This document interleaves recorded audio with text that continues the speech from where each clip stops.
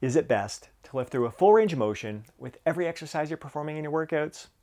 The answer, of course, is it depends, mainly on you and your goals, what you're trying to get out of your workouts.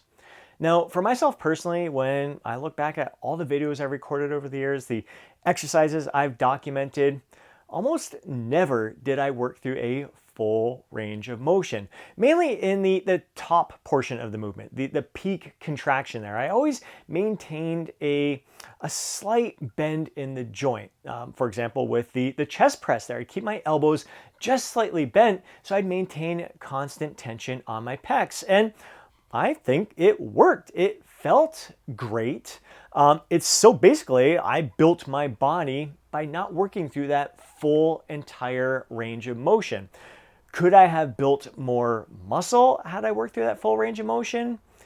Maybe, maybe not. I don't know. We'll never know, unfortunately, there.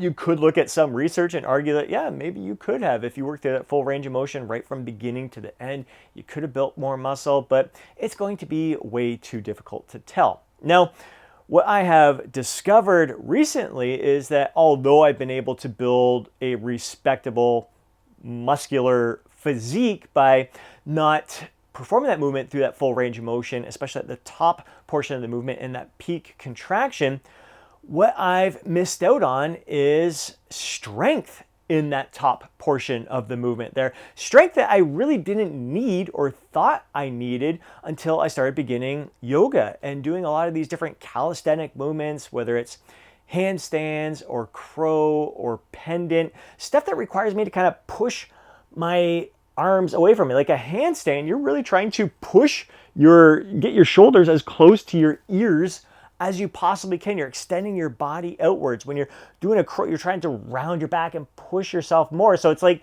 instead of stopping in a push-up when you get up to this top position here, you want to push even further. So I'm realizing in this small range of motion, I'm incredibly weak. And as they say, you're only as strong as your weakest link. So in order to perform these exercises, whether it's a chest press or a shoulder press, I've had to reduce the weight a little bit in order to work through that entire range of motion and build my strength in that top portion, even though it's a little bit easier in the bottom portion, to kind of balance things out here. And it's paying huge dividends. These are things that I never considered, that although I'm strong in a large portion of the movement, a big reason why a lot of people get injured is because they're in a position where they're at the extreme range of motion that they have in that body, and it gets tested in that moment there. And if you don't have that strength in that moment,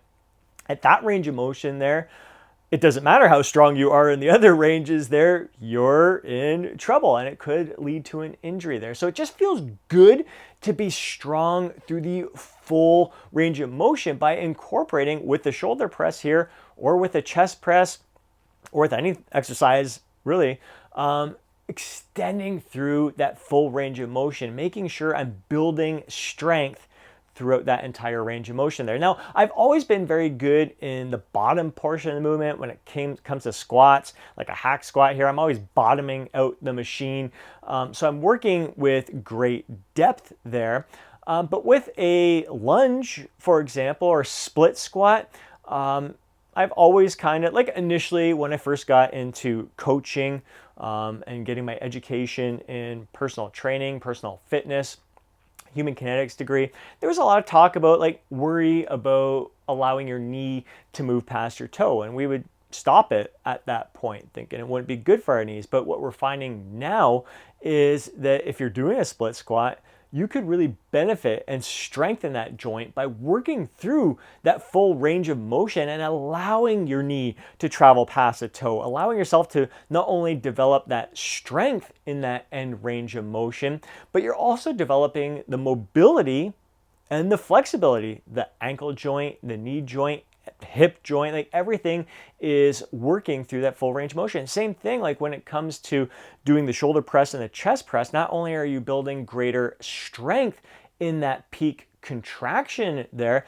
but you're also improving your mobility, better mobility of the scapula. You're able to strengthen it and make it more mobile in that peak range of motion there. And now in the bottom range of motion, it's great to focus on that depth, that stretch position, building strength there, but also mobility and flexibility. Something that I really love to incorporate and have for probably about 12 years now, loaded stretching. So not only working through that full range of motion, but really finishing in that fully stretched position and holding it there for as long as you can. I love it for the calves.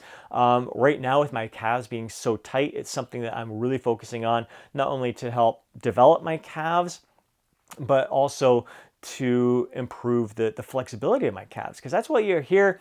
I hear a lot recently from other bodybuilders who are like, you don't need to stretch.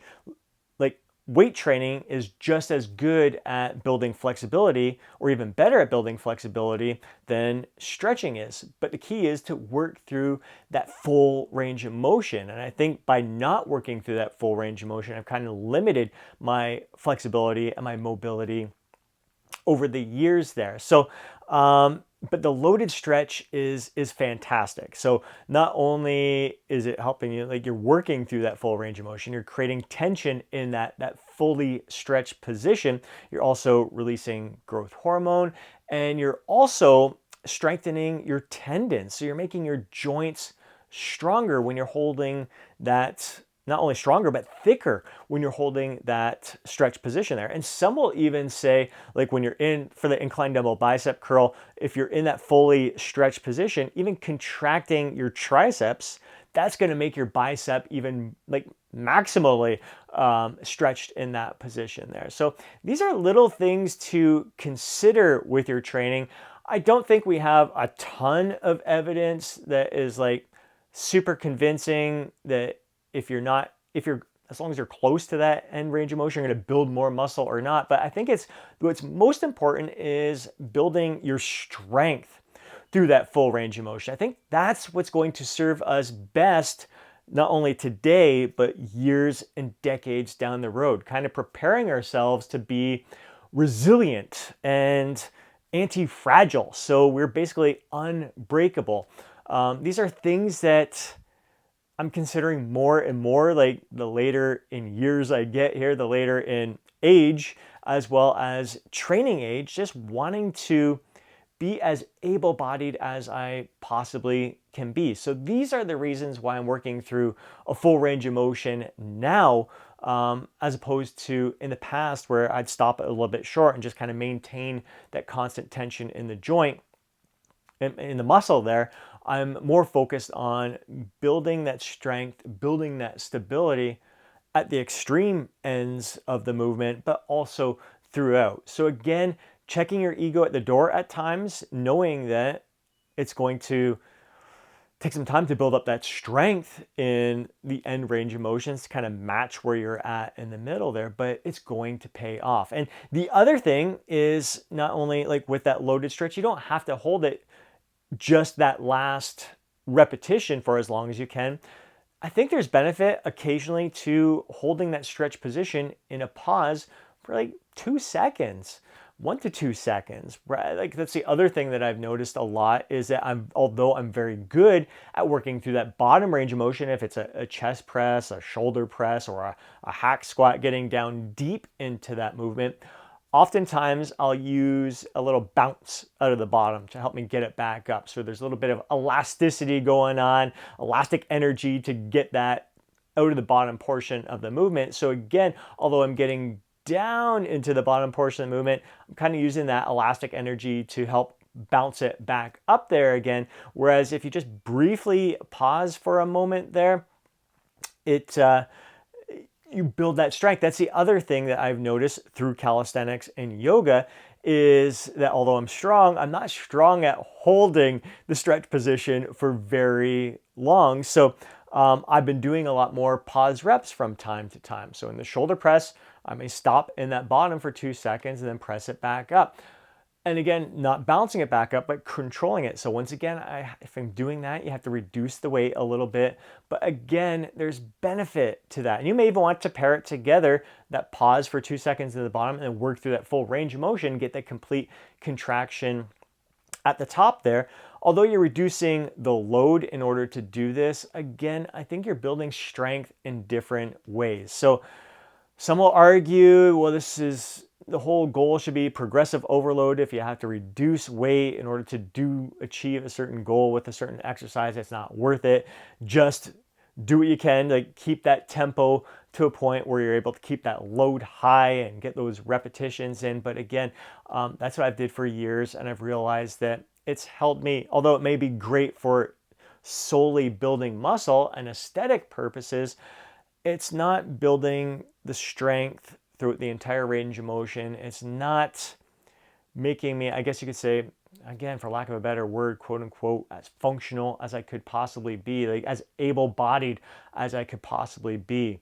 So those are just things to consider. Again, there's no right or wrong with any of this.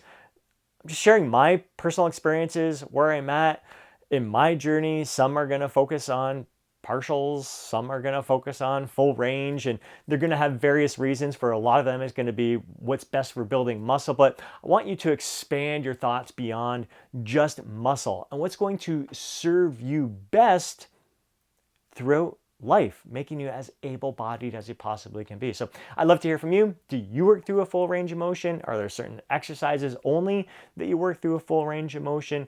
Do you get deep into the movements, but again, like me, don't lock out at the top, don't extend all the way there?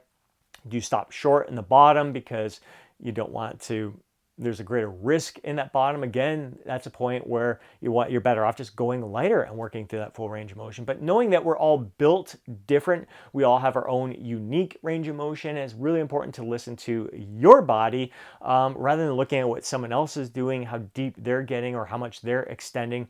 Know your body, have that heightened sense of awareness of what's going to serve your body best, and roll with that.